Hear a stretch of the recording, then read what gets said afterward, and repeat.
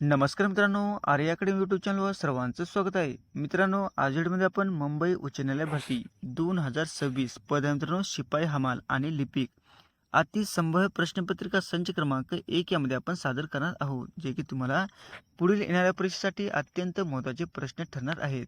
तुम्ही जर चॅनल नवीन असाल तर चॅनल लाईक सबस्क्राईब करायचं आहे. चला तर मग व्हिडिओला स्टार्ट करूया.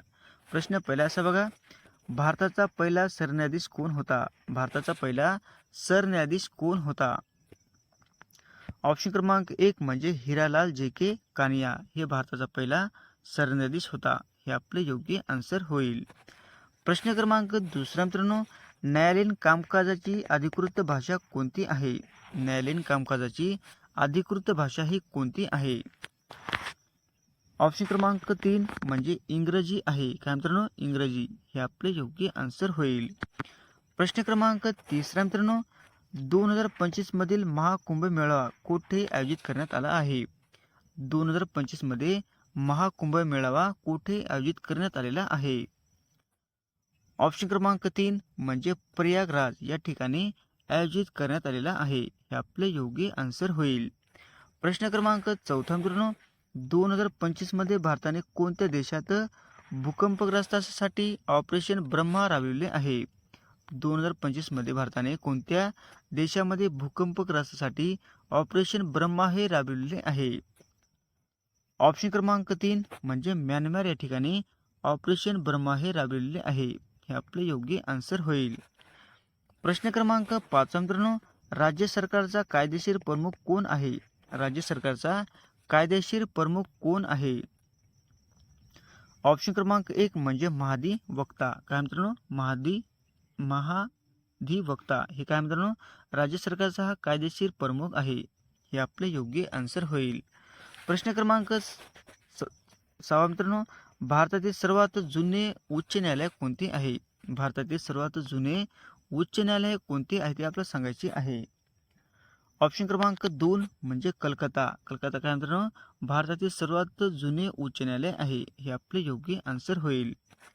प्रश्न क्रमांक 7 मित्रांनो, 2025 मध्ये G20च्या अध्यक्षपदाची सूत्रे कोणत्या देशाकडे आहेत? 2025 मध्ये G20च्या अध्यक्षपदाची सूत्रे हे कोणत्या देशाकडे आहे? ऑप्शन क्रमांक 2 म्हणजे ब्राझील या देशाकडे आहे. हे आपले योग्य आन्सर होईल. प्रश्न क्रमांक 8 मित्रांनो, न्यायालयीन लिपिक क्लर्क पदासाठी कोणते कौशल्य महत्त्वाचे आहे? न्यायालयीन लिपिक पदासाठी कोणते कौशल्य हे महत्त्वाचे आहे? ऑप्शन क्रमांक 4 म्हणजे वरीलपैकी सर्व. 1 नंबर आहे मित्रांनो टायपिंग, 2 नंबर आहे संगणक, 3 नंबर आहे कार्यालयीन प्रक्रिया. म्हणजे ऑप्शन क्रमांक 4 उत्तर आपलं योग्य राहील. प्रश्न क्रमांक 9 मित्रांनो, महाराष्ट्रात महिला व युवकांसाठी 2026 मध्ये सुरू केलेली योजना कोणती आहे?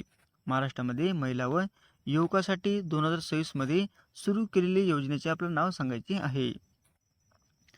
ऑप्शन क्रमांक 2 म्हणजे युवा स्वावलंबी योजना. हे आपले योग्य आन्सर होईल. प्रश्न क्रमांक 10 मित्रांनो, भारतीय संविधानातील एकूण मूळ कलमे किती आहेत? बघा, प्रश्न खूप महत्त्वाचा आहे मित्रांनो. भारतीय संविधानातील एकूण मूळ विचारलेले आहे. म्हणजे ऑप्शन क्रमांक 1 उत्तर आपलं 395. 395 का मित्रांनो? हे मूळ कलमे आहेत. आणि आता झाले तर मित्रांनो 448 आता सध्या कलमे आहेत. म्हणजे मूळ कलमे म्हणजे आपला 395. हे उत्तर आपलं योग्य राहील. प्रश्न क्रमांक 11 मित्रांनो, जिल्हा न्यायालयाचा प्रमुख कोण असतो? बघा, जिल्हा न्यायालयाचा प्रमुख कोण असतो? ऑप्शन क्रमांक 2 म्हणजे जिल्हा न्यायाधीश. काय मित्रांनो? जिल्हा न्यायाधीश हे आपले योग्य आन्सर होईल. प्रश्न क्रमांक 12 मित्रांनो, मूलभूत अधिकार किती आहेत? मूलभूत अधिकार किती आहे ते आपल्याला सांगायचे आहे. ऑप्शन क्रमांक 2 म्हणजे मूलभूत अधिकार हे 6 आहेत. किती आहे मित्रांनो? 6. हे आपले योग्य आन्सर होईल. प्रश्न क्रमांक 13 मित्रांनो, माहितीचा अधिकार म्हणजे RTI कायदा कधी लागू झालेला आहे? माहितीचा अधिकार RTI कायदा हा कधी लागू झालेला आहे? ऑप्शन क्रमांक 2 म्हणजे 2005 रोजी हा कायदा लागू झालेला आहे. हे आपले योग्य आन्सर होईल. प्रश्न क्रमांक 14 मित्रांनो, मुंबई उच्च न्यायालयाचे खंडपीठ खालीलपैकी कोठे आहे? मुंबई उच्च न्यायालयाचे खंडपीठ खालीलपैकी कोणत्या ठिकाणी आहे? ऑप्शन क्रमांक 4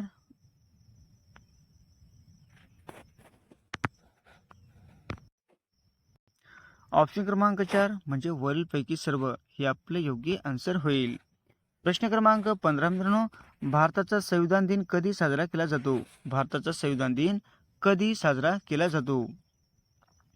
ऑप्शन क्रमांक 3 म्हणजे 26 नोव्हेंबर या दिवशी भारताचा संविधान दिन म्हणून साजरा केला जातो. हे आपले योग्य आन्सर होईल. प्रश्न क्रमांक 16 मित्रांनो, भारतीय संविधानातील कोणत्या कलमाखाली उच्च न्यायालयाची स्थापना केलेली आहे? भारतीय संविधानातील कोणत्या कलमाखाली उच्च न्यायालयाची स्थापना केलेली आहे?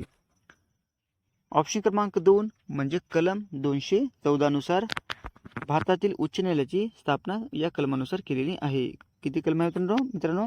कलम 214 हे आपले योग्य आन्सर होईल. प्रश्न क्रमांक 17 मित्रांनो,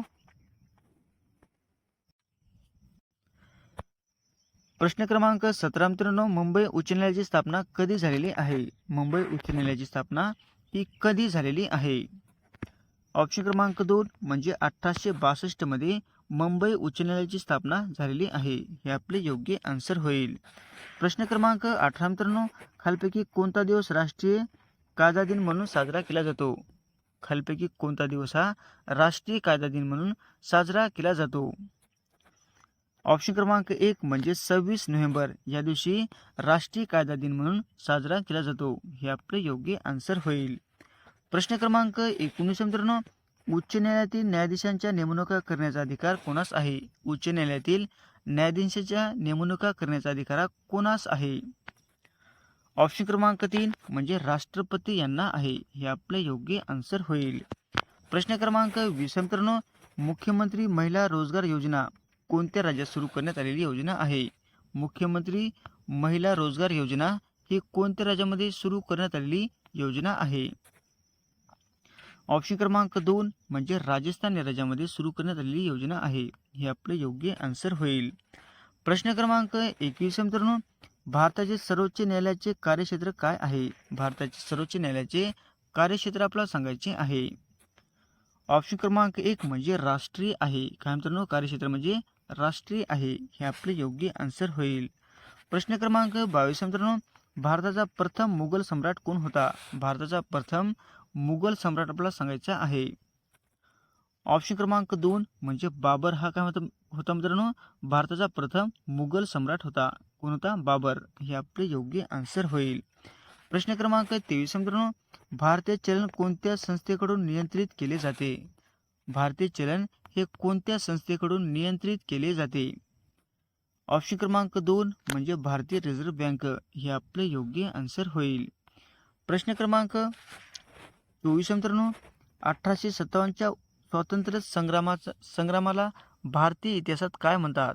1857च्या स्वातंत्र्य संग्रामाला भारतीय इतिहासामध्ये काय म्हटले जाते? ऑप्शन क्रमांक 2 म्हणजे शिपाईचं बंड. काय मित्रांनो? शिपाई बंड हे असे म्हटले जाते. हे आपले योग्य आन्सर होईल. प्रश्न क्रमांक 25 मित्रांनो, भारतातील सर्वात लांब नदी कोणती आहे? भारतातील सर्वात लांब नदी आपल्याला सांगायची आहे. ऑप्शन क्रमांक 1 म्हणजे गंगा. गंगा काय मित्रांनो? भारतातील सर्वात लांब नदी आहे. हे आपले योग्य आन्सर होईल. प्रश्न क्रमांक 26 मित्रांनो, भारतात पहिले इस्लामिक राज्य कोणते होते? भारतात पहिले इस्लामिक राज्य हे कोणते होते? म्हणजे कोणाचे होते असा प्रश्न आहे मित्रांनो.